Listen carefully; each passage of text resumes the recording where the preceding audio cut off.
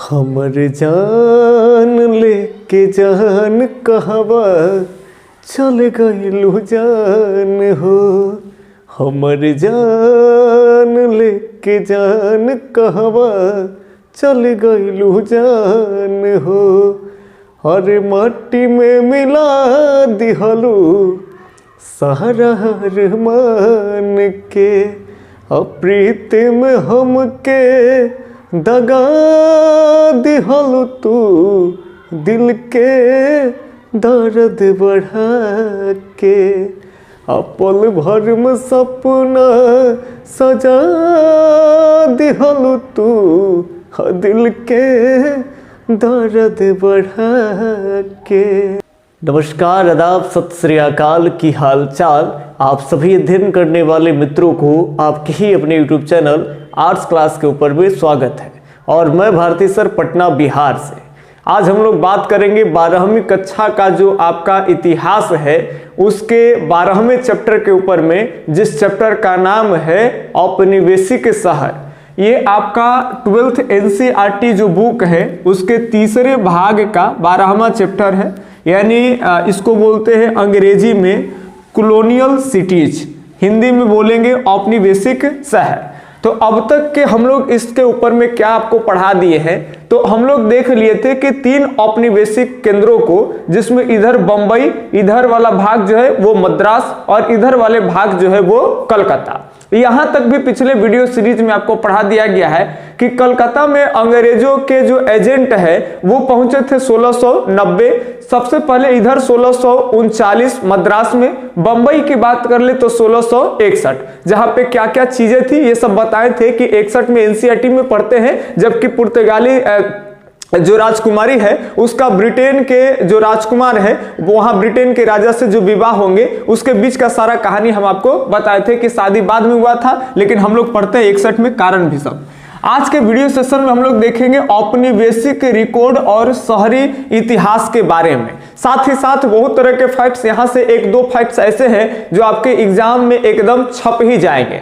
तो हम लोग देखेंगे अखिल भारतीय जनगणना से संबंधित 1-2 पॉइंट्स एक्स्ट्रा जो हम आपको आज के वीडियो सेशन में बताएंगे, जो शायद आप कहीं पे पढ़ते होंगे। चलिए आज के वीडियो सेशन को शुरू करते हैं। और सबसे पहले NCERT के अगर कड़ी की ओर देखें तो NCERT के कड़ी है सर औपनिवेशिक रिकॉर्ड्स और शहरी इतिहास। कौन सा इतिहास? तो शहरी इतिहास। अब यहां पे बात कर ले सबसे पहले कि औपनिवेशिक शहर जो हम लोग देख पा रहे हैं कि भारत का सबसे पहला औपनिवेशिक शहर बना था कौन? तो ये कलकत्ता वाला जो भाग, यानी पूरा उस समय बंगाल था, जिसमें बांग्लादेश, पश्चिम बंगाल, बिहार, झारखंड, उड़ीसा सब सम्मिलित है। तो ये पूरा बंगाल का जो भाग था ये पहला औपनिवेशिक शहर बन गया। देखते ही देखते हम लोग देखें तो बंबई है, मद्रास से सब औपनिवेशिक शहर बन गया था। और इन शहरों के बारे में देखें कि अंग्रेजों के व्यापारिक गतिविधियों के कारण ऐसे शहरों का महत्व क्या हो गया? बढ़ गया।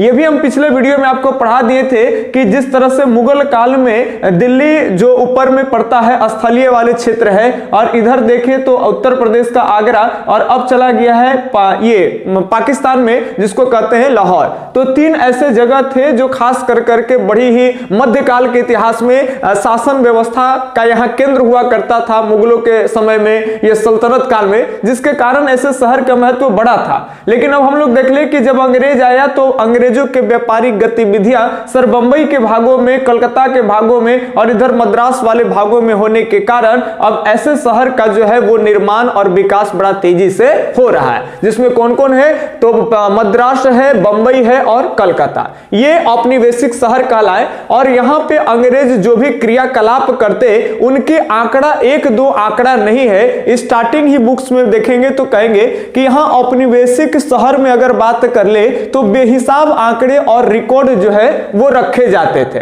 तो तरह तरह के बातें थे, इसीलिए ध्यान में रखेंगे अंग्रेजों ने क्या किए कि अपने समय काल में नियमित रूप से सबके जो है वो सर्वेक्षण करने का काम जो है वो शुरू कर दिए, क्योंकि आंकड़े से तरह तरह की सुविधाएं होती।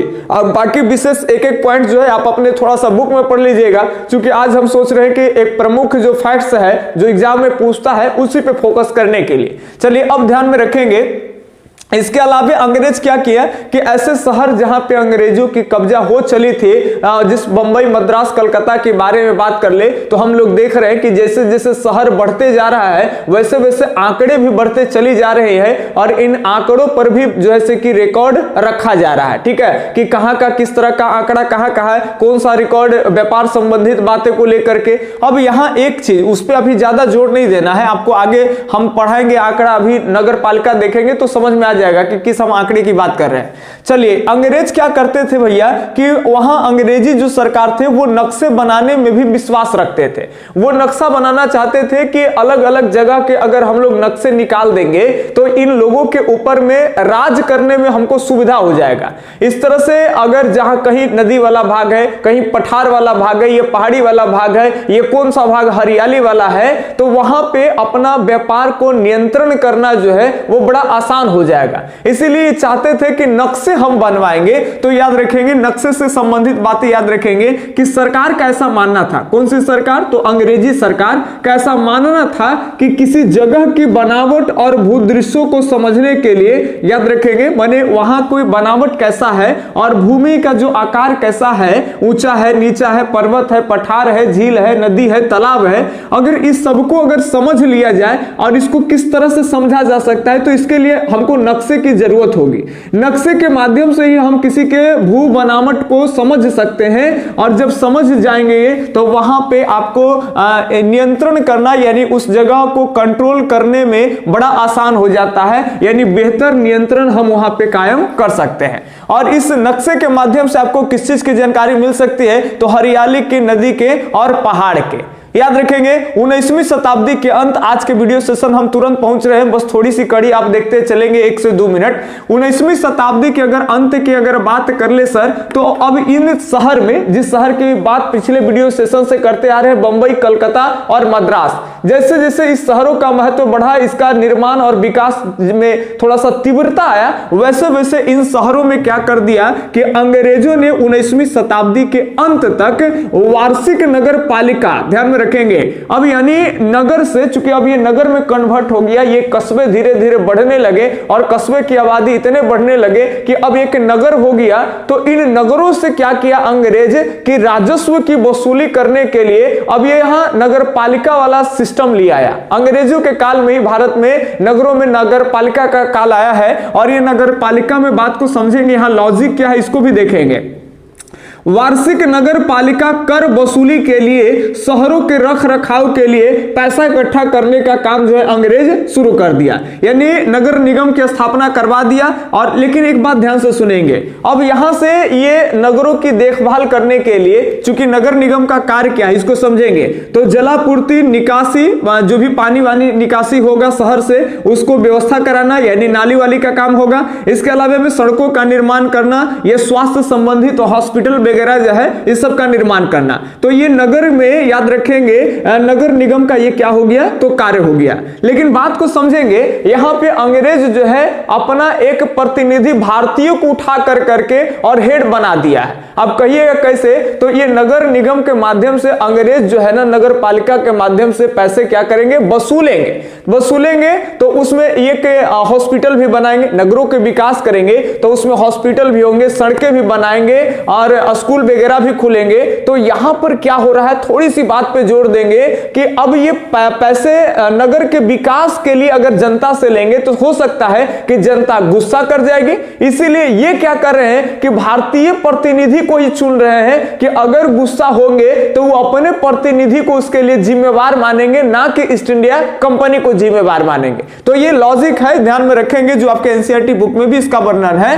तो यहां पे हम लोग देख लेंगे कि नगर निगम का कार्य क्या है। तो जलापूर्ति, कहीं पे पानी की अगर कमी है तो वहां पानी की जो सप्लाई है उसको देखेंगे। अगर शहरों से पानी निकालने की व्यवस्था यानी नालियों की व्यवस्था होगी, जिसको कहेंगे जल निकासी का प्रबंधन करना और सड़क का निर्माण करना, साथ साथ स्वास्थ्य वातावरण रहे, स्वच्छ साफ सुथरा रहे। अब जब नगर निगम आ जाएगा, नगर पालिका, ये सब जब काम होने लगेगा तो कहीं पे सड़क बन रहा है, कहीं साफ सफाई वाला मामला कोई आदमी देख रहा है, तो बताइए अब पहले की तरह अब रिकॉर्ड कमेगा कि बढ़ बढ़ जाएगा। तो बढ़ जाएगा, पहले याद रखेंगे इतने नगर पालिका ये सब नहीं थे, सड़क तड़क का निर्माण तनी नहीं हुआ करता था, हॉस्पिटल नहीं थे, तब भी अंग्रेजों के पास में याद रखेंगे बेहिसाब आंकड़े होते थे। लेकिन अब आंकड़ा क्या होगा, नगर पालिका के आने से आंकड़े क्या हो जाएंगे, बढ़ जाएंगे। और जब नए आंकड़े आएंगे, बात को समझेंगे, जब नए आंकड़े आने शुरू हो जाएंगे तो अब धीरे धीरे क्या होंगे कि तरह तरह के परेशानियां भी होने लगेंगे। शहरों की आबादी रुकने का नाम ही नहीं लेगी, शहरों की आबादी बढ़ने लगेगी। हम लोग अगले वीडियो सेशन में देखेंगे कि आखिर बंबई, कलकत्ता और मद्रास जैसे प्रमुख शहरों की आबादी बढ़ने के और पीछे रीजन क्या है। एक तो हम लोग देख लिए कि यहाँ व्यापारिक गतिविधियां हैं, तो काफी गांव-गांव से उठ कर करके लोग यहीं पे आ जा रहे हैं। जो स्थलीय वाले क्षेत्रों में, जो इधर दिल्ली में, आगरा में जो बड़े बड़े व्यापारी थे, वो सब व्यापारी जो है अधिक लाभ कमाने के लिए कहां आ जाएंगे, तो बंदरगाह वाला इलाका में। लेकिन कुछ और भी वजह है जिसके कारण ऐसे शहरों में बड़ी तेजी से उठ कर करके अलग अलग जगह से लोग जो है वहां आएंगे। तो इसके पीछे का रीजन हम लोग अगले वीडियो में देखेंगे, लेकिन अभी आगे ध्यान में रखेंगे। आबादी जैसे जैसे बढ़ती चली गई, अंग्रेज क्या किए कि सबकी गणना करने के लिए भारत में भी अखिल भारतीय जनगणना की शुरुआत ब्रिटिश काल में हो गई। चलिए ध्यान में रखेंगे। जबकि अगर बात कर ले तो हमारे यहां जनगणना से पहले भी दुनिया के काफी सारे देशों में जनगणना की स्टार्टिंग हो गई थी। और हमारे यहाँ पहली जनगणना, जो आप ज्योग्राफी में भी पढ़ते हैं कि सबसे पहली बार जनगणना की जो प्रयास है सर अंग्रेजों के काल में हुआ था, कब, तो 1872 ईस्वी। अब ये ध्यान में रखेंगे एक दो पॉइंट जो हम आपके लिए एक्स्ट्रा लेकर के आए, ताकि आपका एक कॉन्सेप्ट बढ़िया से डेवलप हो सके। भारत में अंग्रेजों के काल में पहली जनगणना होती है 1872 में, लेकिन उस समय में हमारे यहाँ का वायसराय है जिनका नाम है लॉर्ड मेयो। याद रखेंगे, लॉर्ड मेयो। ये लॉर्ड मेयो की बात कर ले तो ये 1869 से लेकर के और 72 तक भारत में याद रखेंगे वायसराय होते हैं। 72 में इनकी मृत्यु हो जाती है, जब इधर अंडमान निकोबार द्वीप समूह के इधर जेल निरीक्षण में जब जाते हैं तो उधर ही एगो आदमी इनको चाकू मार कर करके और हत्या कर देता है। तो इस वायसराय की मृत्यु जो है वो 1872 में हो जाती है। और 1872 में ही बात कर लेंगे कि इसी के काल में यानी वायसराय कौन थे, तो लॉर्ड मेयो थे। इनके नाम पर अजमेर में भी जो है वो कॉलेज बनाए गए हैं, अजमेर मेयो कर करके, वहां पे भी आप गूगल पे सर्च कर सकते हैं। चलिए ध्यान में रखेंगे। तो 1872 में सबसे पहली बार इनके समय में जनगणना की प्रयास की गई थी लोगों की गणना करने के लिए, लेकिन भारत में पहला प्रयास जो है वो सर असफल रह गया, ये भी याद रखेंगे। तो ये असफल जनगणना है, ये कंप्लीट नहीं हो पाया है, तो इसको हम अधूरी जनगणना कहते हैं, इसको हम संपूर्ण जनगणना नहीं कहेंगे। अब भारत में सबसे पहली बार अगर बात कर ले तो जो जनगणना एकदम संपूर्ण जनगणना मानी जाती है वो है हमारा 1881। बात को याद रखेंगे, 1881 में हमारा पहला भारतीय जनगणना जो है सर ये संपूर्ण जनगणना हुआ। हालांकि प्रयास सबसे पहले 72 में किया गया था, लेकिन ये असफल हो गया, लेकिन सफल जनगणना होगी 1881। और इस समय भारत के वायसराय की बात कर ले तो लॉर्ड रिपन थे। याद रखेंगे हमारे यहाँ संपूर्ण जनगणना कब हुई, 1881। हमारे यहाँ सबसे पहली बार जनगणना का प्रयास कब किया गया, 1872 लॉर्ड मेयो के शासन काल में, यानी उस समय वो वायसराय थे। चलिए आगे याद रखेंगे। अब इसको जोड़ने के लिए थोड़ा सा हम आपको लिए हैं कुछ बात को कि विश्व में अगर पहली जनगणना की बात करें तो 1749 ईस्वी में स्वीडन में हुआ था। लेकिन अगर बात कर ले तो ये जरूरी नहीं है कि ये पहली जनगणना, अगर हम इंडिया के अगर इतिहास को उलट करके ही देख ले तो हमारे यहाँ प्राचीन काल में, अगर आप हिस्ट्री के विद्यार्थी हो तो बढ़िया से समझ रहे हो कि हमारे यहाँ मौर्य काल चलता था, और मौर्य काल में चाणक्य जी का एक किताब है जिसका नाम क्या है, चाणक्य, जो जिनका नाम है विष्णुगुप्त और उनका नाम क्या है, कौटिल्य है। तो उनका जो किताब है अर्थशास्त्र, उसमें भी याद रखेंगे पहली बार जनगणना का साक्ष्य मिलता है, ये भी याद रखेंगे। तो भारत में सबसे पहले जनगणना के अगर साक्ष्य कहेंगे, इतिहास से लिंक हो जाएगा, तो वो अर्थशास्त्र में। इसके बाद जब मध्यकाल के इतिहास हम लोग जब उलटते हैं तो वहां पे अकबर के टाइम में याद रखेंगे अब्बुल फजल के द्वारा आईने अकबरी लिखी जाती है, और आईने अकबरी में भी याद रखेंगे मुगलों के काल में भी जनगणना का साक्ष्य जो है वो अब्बुल फजल के लिखी हुई आईने अकबरी में मिलता है। लेकिन चलिए वो पुरानी चीजें हैं। अगर हम विश्व के संदर्भ में बात कर ले तो याद रखेंगे पहली जो जनगणना है सर 1749 में होता है। कहां पे होता है, तो स्वीडन में। अब एक बात ध्यान में रखेंगे, इसको हम इससे लिंक करते हैं। कहोगे इसको कैसे लिंक करने का मतलब देखिए सबसे पहली बार जो दशकीय जनगणना, अभी भारत में कौन जनगणना चलती है, तो दशकीय जनगणना। दशकीय जनगणना का मतलब होता है कि 10 साल के अंतराल में हम अपने लोगों को गिने।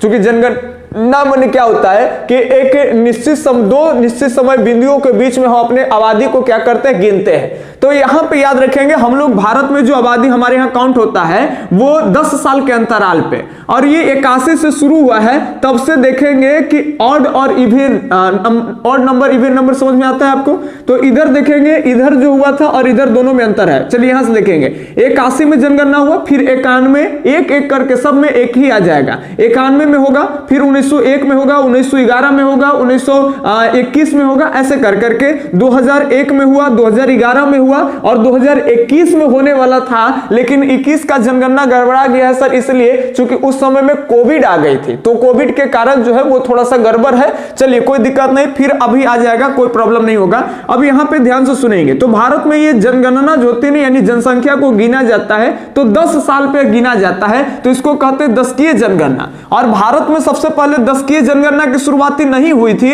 सबसे पहले दशकीय जनगणना की शुरुआती होती है तो यूएसए में होता है, याद रखेंगे यूएसए में, यूएसए समझ रहे हैं ना, संयुक्त राष्ट्र अमेरिका। चलिए, और कब हुआ था, तो 1790 में। तो 1790 में यूएसए में दशकीय जनगणना की शुरुआत हो गई थी, लेकिन भारत में सबसे पहले दशकीय जनगणना की शुरुआत कब होती है, तो इसके बाद 1881 में, और उस समय भारत में याद रखेंगे वायसराय कौन था, तो लॉर्ड रिपर। तो ये आप अखिल भारतीय जनगणना से संबंधित आपको यही दो फैक्ट्स आपके लिए इंपॉर्टेंट है और समझ विकसित करने के लिए ये दोनों भी जरूरत है। चलिए आगे ध्यान से सुनेंगे, अगर ये किस लिए ये काम करता है भाई, हम जनगणना जो करते हैं उससे फायदा क्या है, पहले इसको बढ़िया से समझ जाइए। कहते हैं कि शहरीकरण के अध्ययन के लिए जनगणना के आंकड़े बहुत ही बहुमूल्य होते हैं। सही बात है कि अगर किस तरह से शहरी रफ्तार बढ़ रहा है तो इसके लिए जनगणना का जो आंकड़ा निकल करके आता है उसको समझ कर करके आप शहर को बड़ा बढ़िया से समझ सकते हैं कि किस तरह से पहले के दशक में कितनी आबादी थी,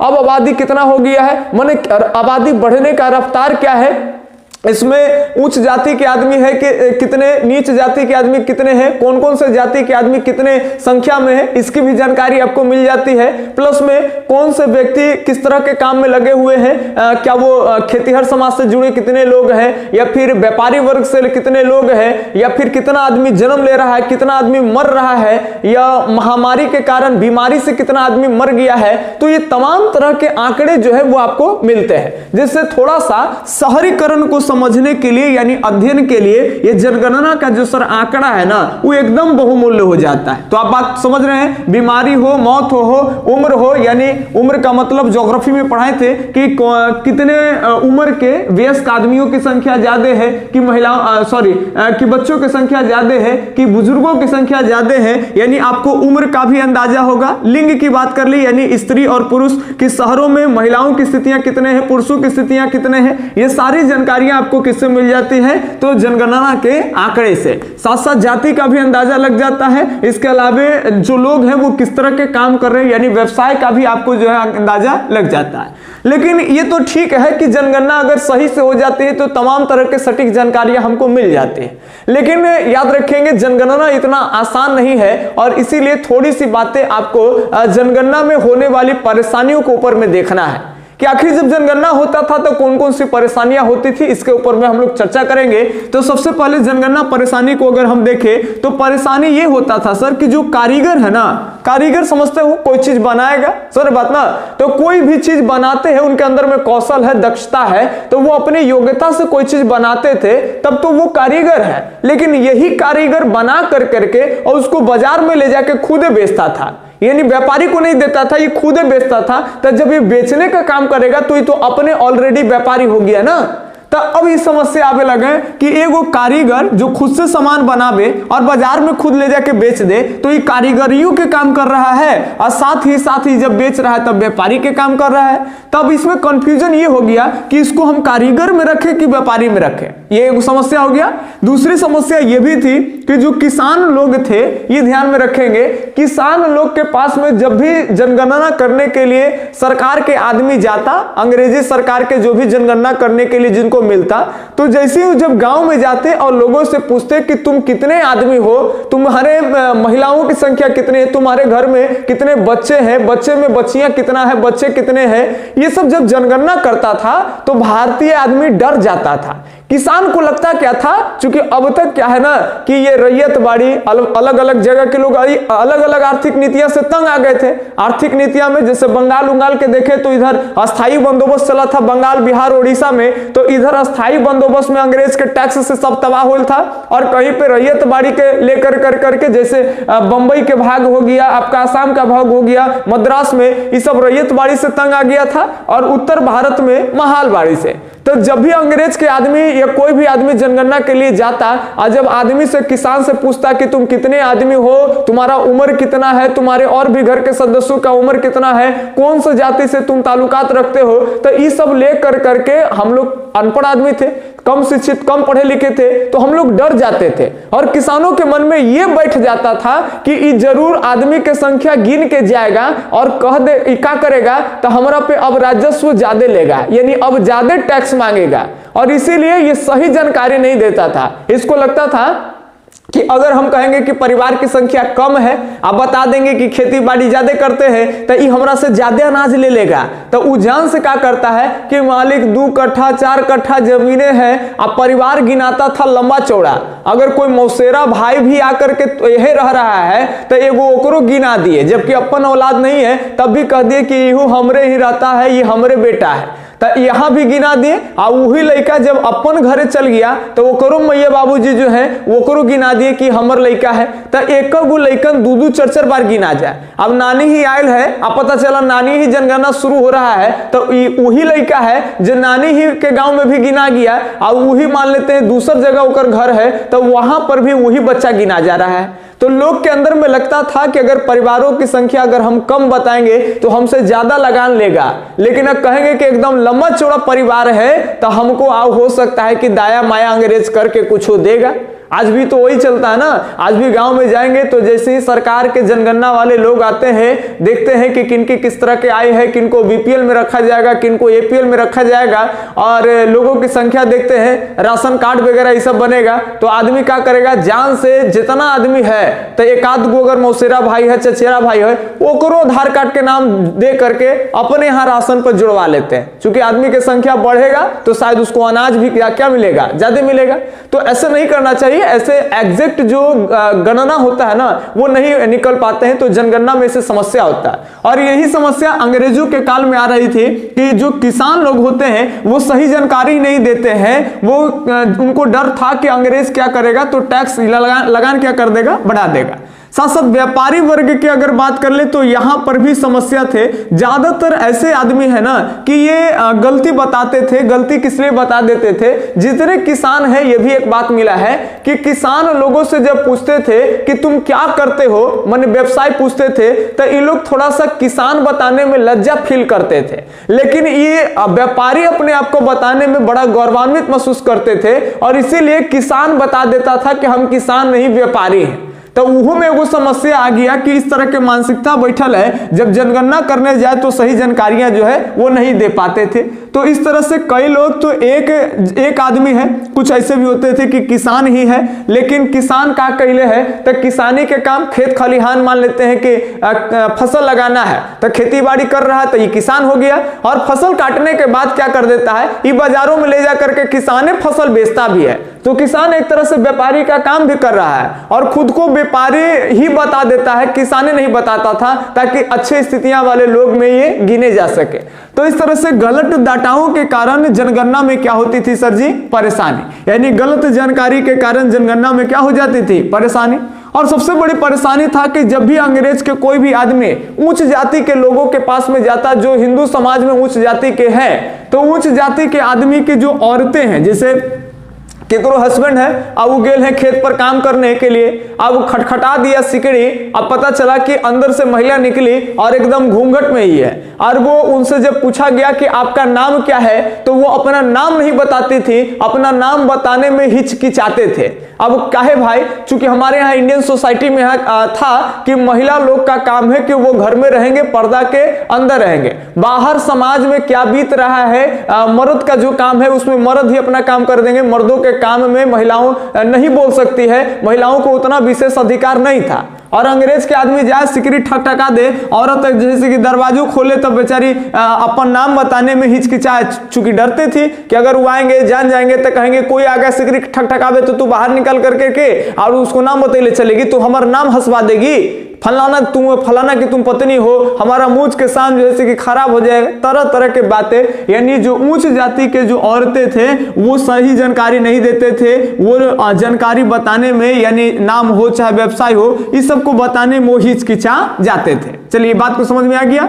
अब कहते हैं थोड़ी सी बातें आपके बुक्स में है, थोड़ा आपको समझ लेना है कि बंबई का मानचित्र आपको बुक में दिया हुआ है। आप जैसे ही बुक निकालिएगा तो आपको एक पिक्चर मिलेगा बंबई का सर जी, अगर आपके पास एनसीईआरटी बुक होगा तो शायद ये दिख नहीं रहा होगा, हम अपने बुक में तो पूरा इस तरह के किए होंगे, आपको शायद नहीं दिख रहा होगा। ये फोटो को आप देखेंगे तो आपको पता चलेगा कि बंबई 7 टापुओं का जो है सर वो क्या था, तो शहर था, और 7 टापुओं के बीच में क्या था ना कि पानी था। याद रखेंगे, इस तरह से बताए थे कि 7 टापू थे और 7 टापुओं के बीच में क्या है, पानी। तो आपके बुक्स में ये टापू है इस तरह से लंबा टाइप का, ठीक है, और इसके बीच में क्या था, पानी है। इसको बीच में पानी वाले हिस्सा को भरा गया है मिट्टियों से, और भर कर करके और इसको सबको मिला के शहर बसाया गया। और इसमें हम याद रखेंगे इस 7 अलग अलग टापुओं का नाम हम आपको लिख दिए हैं, और आप नक्शा में अपना ढूंढिएगा कि ये नाम कहाँ है, उसको घेरा लगा दीजिए ताकि पढ़ने में आसान हो।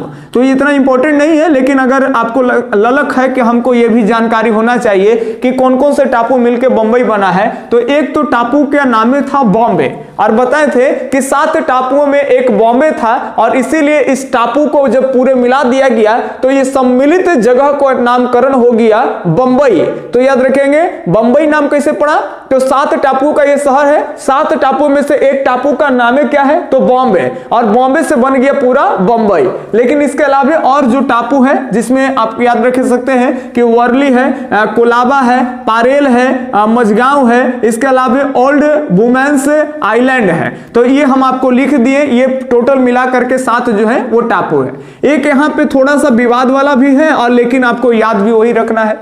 आपके बुक में दिया गया है सर्वे ऑफ इंडिया, यानी भारत सर्वेक्षण की अगर बात कर ले तो ये भारत सर्वेक्षण की जो है वो शुरुआत हुई 1878 में, लेकिन याद रखेंगे इसकी जो स्थापना हुई है वो भारत में वो 1767 में हुई है, लेकिन आपको बुक्स में दिया हुआ है 1878। एनसीईआरटी मिस्टेक ही है, लेकिन आप अपना ये एनसीईआरटी का ही अभी आंसर की भी यही है आपके बोर्ड्स में, जो आपके क्या बोलते हैं 12वां का जो अगर एग्जाम देने वाले विद्यार्थी हैं और बिहार बोर्ड से, तो उनके लिए यही आंसर की है सर, इसीलिए आप 1878 ही याद रखेंगे, लेकिन अगर बुक में कहीं घेर करके लिख लेंगे 1767 ईस्वी। चलिए इसके बाद में कुछ शहरों में परिवर्तन है और विशेष परिवर्तन को देखेंगे, आखिर क्यों बंबई को सरताज कहा जाता है, और कॉन्सेप्ट के साथ साथ कुछ एक्स्ट्रा लॉजिक है उसको भी हम लोग देखेंगे, लेकिन अगले वीडियो में छोटे छोटे पार्ट से बनाएंगे, चूंकि आप जल्दी ही कवर कर लेंगे। आप खाली वीडियो लेक्चर्स को देखिए और सुनिए, क्वेश्चन आंसर का ये सब का ठीका मत लीजिए, उस सब का ठीका हम ले ले है ना, हम एक बार एक वीडियो बनाएंगे, अब 2-3 पार्ट जैसे होगा, एक पार्ट और पढ़ाएंगे इसके बारे में, और उसके बाद अब तक जितने 3-4 पार्ट्स हो जाएंगे उसमें से जितना क्वेश्चन आंसर निकल के आएगा बोर्ड के एग्जाम के पॉइंट ऑफ व्यू से, या फिर आप कह सकते हो एमसीक्यू क्वेश्चन जिसको बोलते हैं, तो ऐसे क्वेश्चन का आंसर ही हम आपको बोर्ड पे करा देंगे, कहीं से आपको ईडीएफ पीडीएफ के कोई जरूरत नहीं है, खाली वीडियो लेक्चर सुन करके माइंड डेवलप करती है, एक बार नहीं हुए तो 2 बार 3 बार सुनिए, समझ रहे बात ना। चलिए तो हम आपको जल्द ही अगले पार्ट्स करा के फिर क्वेश्चन आंसर कराएंगे, और फिर आगे का जो शेष आपका जो चैप्टर है उसको भी पार्ट 1 करते रहेंगे। खाली बोरिंग नहीं होना है आपको, खाली घबराना नहीं है कि पार्ट 1 पार्ट 2 के पार्ट में खत्म करेंगे, थोड़ा सा चैप्टर लंबा है, लेकिन 10-12 नंबर का बात भी है, तो थोड़ा इसको हम लोग बारीकी से देखेंगे। ठीक है दोस्तों, तब तक के लिए धन्यवाद, जय हिंद।